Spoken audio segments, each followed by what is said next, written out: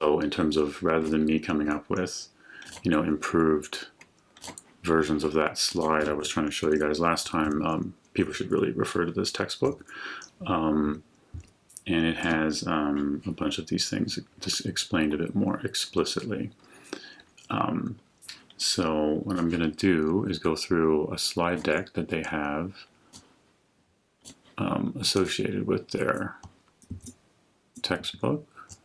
And we'll just kind of go through a little bit of their thing as well and see if there's any questions or clarification on the deep neural network structure. Yeah, so they got the same structure that I was going through before in terms of everyone. A lot of people use this this XOR example as a way to show a basic neural network, and talk about all the different components of it. So in their book, they have this notation for explaining how a neural network is structured, and they have these diagrams they write, which some people find useful, some don't. So you can decide if it's helpful for you. So what do we have on their diagrams?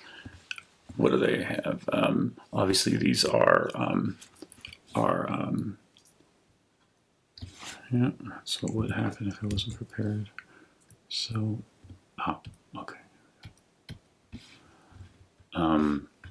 Like we had before on our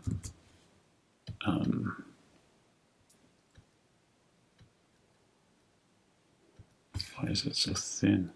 On our other diagram, I mean, the color doesn't really matter, but I just think blue is easier to read. We have our input data, and we have our hidden nodes, which are basically our free variables, right? And we have our outputs, right?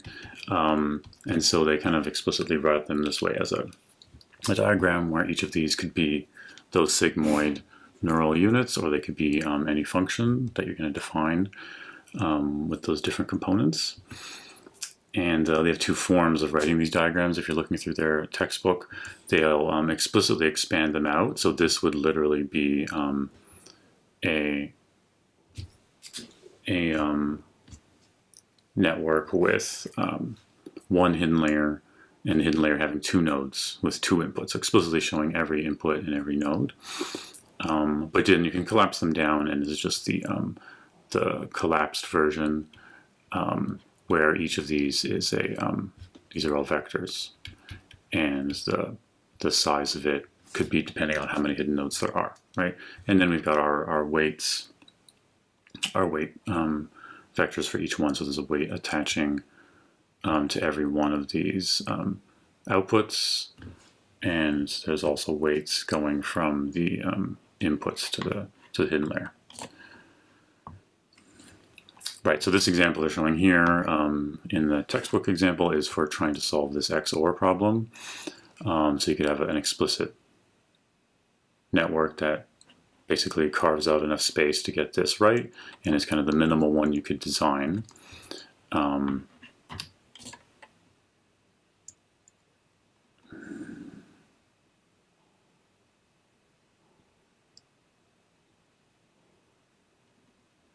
So they, right from the beginning, they don't even talk about the sigmoid unit like I had. Oops, I hit the wrong button.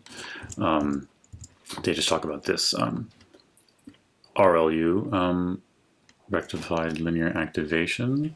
But like what I was saying yesterday, a lot of other people refer to this as units, so it could be the same. So it's commonly called the RLU, although it is an activation function. And that's what gets applied on top of this H after the fact. So what do their next slides do? Right, so then they show us explicitly. So each of these gets written down explicitly as having the weight matrix in their case, the weight matrix W. Oh, okay, they have it here, which maps all of these inputs and tells you what the weight for every one of the hidden units will be. And so you basically come down to the entire network is being parameterized by, by some number of matrices and vectors here. And so this particular setting of those weights is what you can use to solve the XOR directly. They have then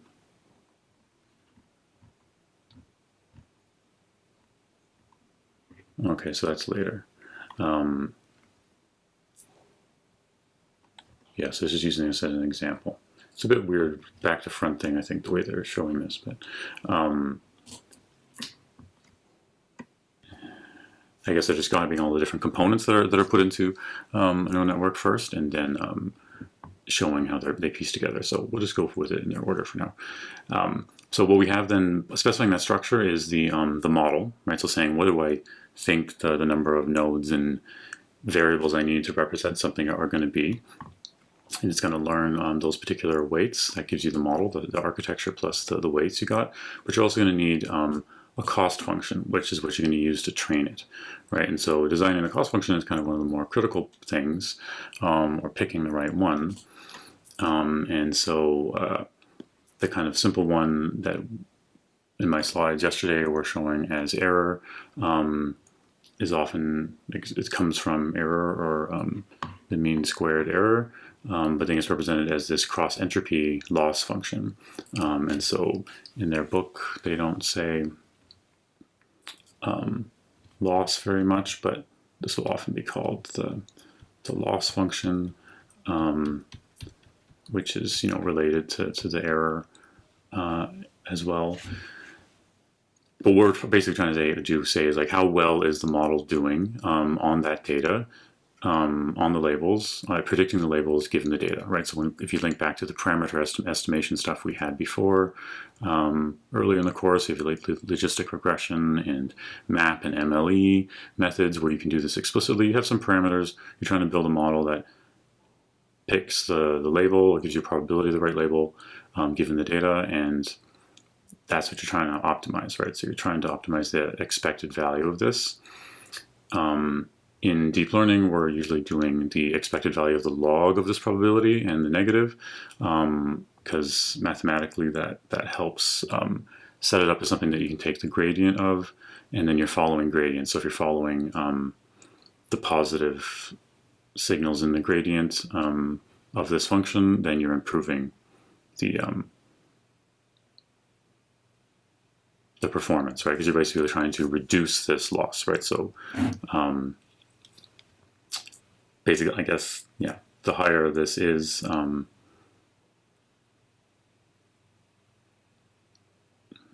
worse you're doing, right? You want to improve your performance on that. So they list in a bunch of different kind of types depending on the type of problem and data you have, how you structure the output layers and the network in general.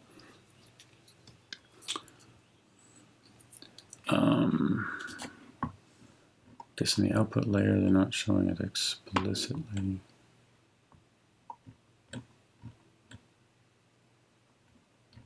Output units, here we go.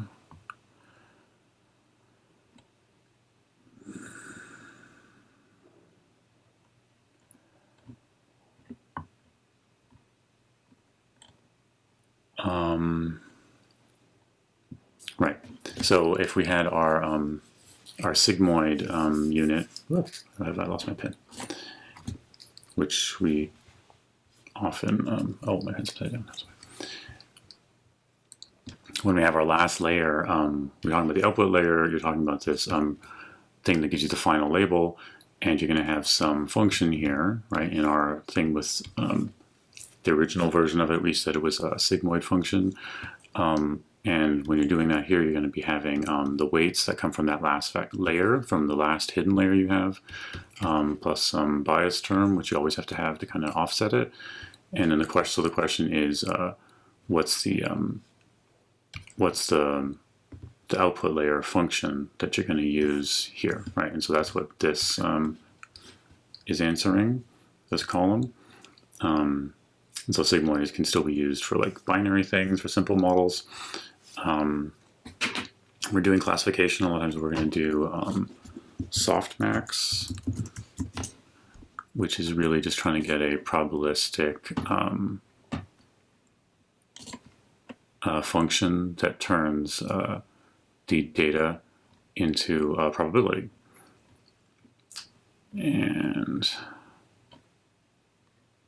it's really just an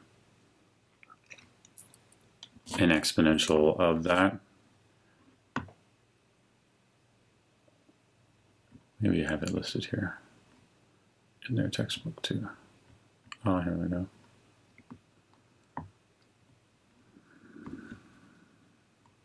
Okay, yeah, they do. So in their textbook page, because I think on the slide they don't have it in that level of detail. That's better than me just trying to write it down and messing it up. For a softmax one, which is, like I said, it'll come up a lot for when we say multinewly, a lot of people in machine learning actually say that it's basically a multinomial for classification. So for the things you're doing for the assignment, this would be an appropriate one, because you're saying you're going to have a distribution where you want to have a probability over all the outcomes, right? So you got 10 classes for the MNIST one, or 3 classes for the COVID one. You have a 3-class problem, and you want a probability distribution where your neural network gives you a probability at the end that all add up to 1 for all the different classes, right? And so that's what they call a multinewly or categorical probability distribution.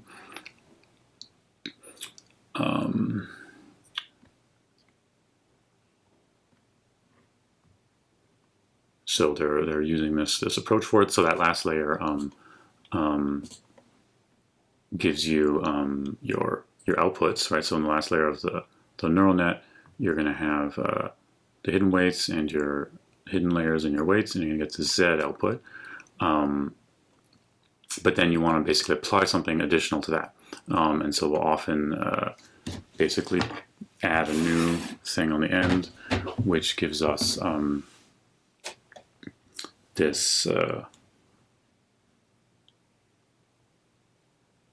output, which we can turn into a probability, right? So if we're talking about, I'm trying to dynamically do a bunch of new things here because my slides aren't good enough for it. Right, so we had our data as our inputs. We have some number of hidden nodes, and maybe we're going to have a couple hidden node layers, which we're going to talk about today. I guess if we use their notation, we could just have X, H1, H2, and then what are we going to have the last one? We're saying the last one's called Z. And we've got our weights going that bring us here. We're going to have one additional function here now, which is softmax, which we can use to get our categories, right? And they would all give us this some probability, and they sum to 1. That's what I'm saying, basically. Oh, I can't read that at all.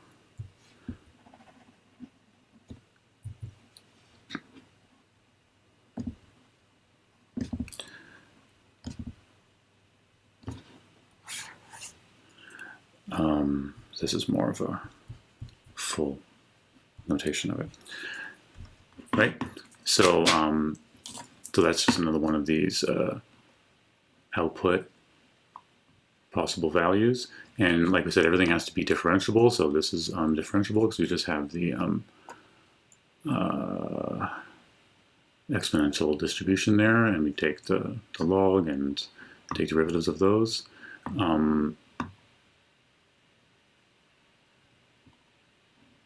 Yeah, just showing different ways to compute it. Okay. So, but depending on what you're doing, there's different functions that are like advised to be the best thing to try. But this is kind of constantly evolving thing, and this book is a couple years out of date. But then there'd be papers that kind of update that.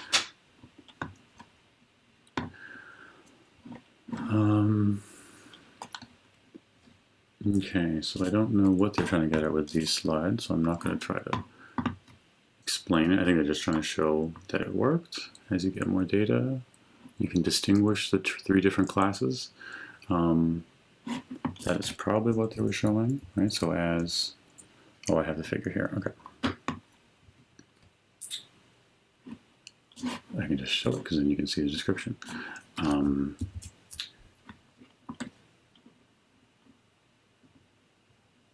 Yeah, so it seems like as you're getting more data, obviously it's going to learn. If you keep tracking like what the outputs for all the data points you previously had are and saying what their value in Y would be, the probability of them being a different class, as you get more data, they start to distinguish where they should be. So obviously that's the same, and it works. It was able to learn the distribution. Okay. So advice about ReLUs, that's the thing that is used for most of these hidden units, the transition. So I guess that's an important part there too. On my figure, let me just get rid of this.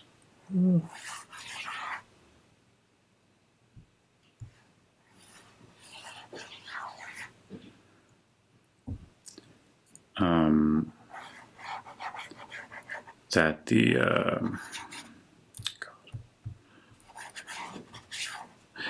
every layer in the network has to have an activation function, right? And so what they're saying here is that in each of these, what you're using is usually ReLU, but basically every layer you could choose a different thing, right? So you could use Sigmoid here, or the other ones we had, the LU or something like that. Maybe for some reason in the second layer that's what you want, right? I guess by that notation then we're saying that the final function here is the softmax. But usually, so the last layer, the choice of the activation function for the last layer is a very different thing because it depends on the task you're trying to solve, right? Whereas the ReLUs that are inside the network in the middle are more about learning things in the most general way, if that makes sense.